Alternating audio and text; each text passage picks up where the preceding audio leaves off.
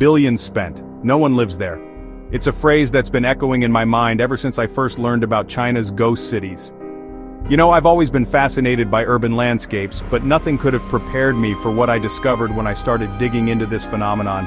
These aren't just empty buildings, they're entire metropolises, built for millions, standing eerily silent. And as I delved deeper, I realized that these ghost cities aren't just a quirk of Chinese urban planning, they're a window into a possible future that's both awe-inspiring and terrifying. Let me paint you a picture. Imagine towering skyscrapers with gleaming facades, wide boulevards designed for thousands of cars, and sprawling apartment complexes that could house entire populations. Now imagine all of that, completely empty. That's what we're dealing with when we talk about China's ghost cities. These aren't just a few abandoned buildings here and there, we're talking about entire urban landscapes built from the ground up that stand virtually uninhabited. The scale of this phenomenon is, staggering. We're not just talking about one or two cities, there are dozens of these ghost towns scattered across China, places like Ordos in Inner Mongolia or Tianducheng, a Paris replica near Hangzhou. Each one represents billions of yuan invested, years of construction, and a vision of the future that somehow never arrived. Now you might be wondering, why on earth would anyone build entire cities with no one to live in them? Well, that's where it gets interesting. These ghost cities are actually the result of China's massive push for urbanization. See, the Chinese government had this idea: build the cities and the people will come. It was part of a grand plan to move hundreds of millions of rural residents into urban areas, driving economic growth and modernization. But here's the thing. Urban planning on this scale is incredibly complex. It's not just about building apartments and offices. You need jobs, schools, hospitals, transportation networks. And in many cases, these crucial elements were, overlooked or underdeveloped. The result? Shiny new cities that look great on paper but lack the essential ingredients that make a place actually livable. There's another crucial piece to this puzzle: real estate speculation. In China, property has long been seen as one of the safest and most profitable investments. This led to a buying frenzy, with investors snapping up apartments in these new cities not to live in, but as financial assets. Prices skyrocketed, creating a bubble that made housing unaffordable for many ordinary Chinese citizens. Think about it. When an apartment costs 20, 30, sometimes even 50 times the average annual salary, who can actually afford to live there?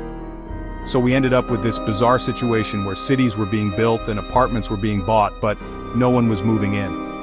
It's a stark reminder of how disconnected financial markets can become from the real needs of people. You know, these cities aren't completely empty. There are people who live in these ghost towns, and their stories are fascinating. I've talked to some of them, and let me tell you, it's a surreal experience.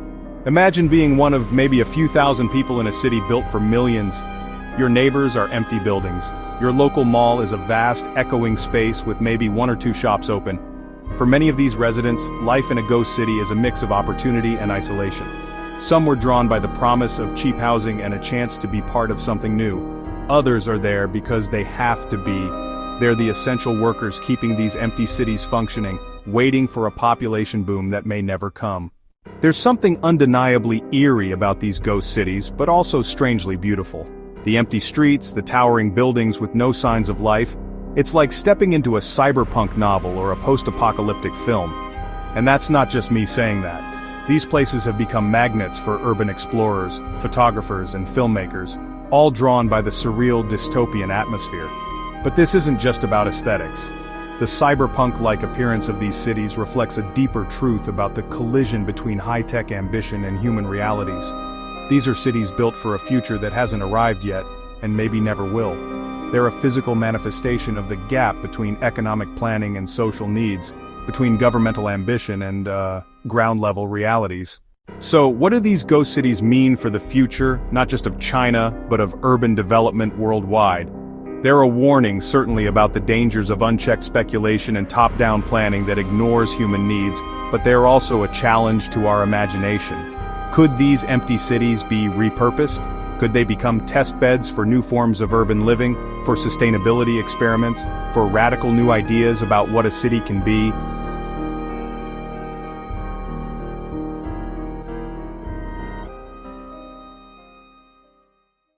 As we look at these vast, empty cityscapes, we have to ask ourselves, are these ghost cities a glimpse of our urban future or a warning to the world? The answer, I think, lies somewhere in between. They're a reminder of the power of human ambition, but also of the need for that ambition to be tempered with practicality and human-centered planning.